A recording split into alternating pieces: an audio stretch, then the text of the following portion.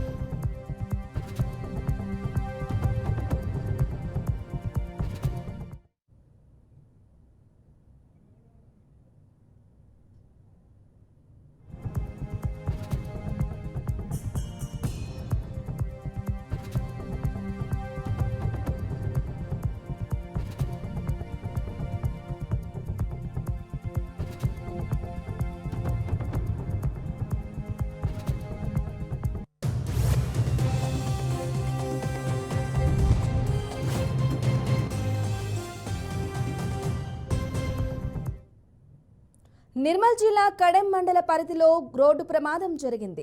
Dharmajipet bus stand ప్రాంతంలో car అదుపు తప్పి ఐమాస్ లైట్ స్తంభాన్ని ఢీకొట్టింది.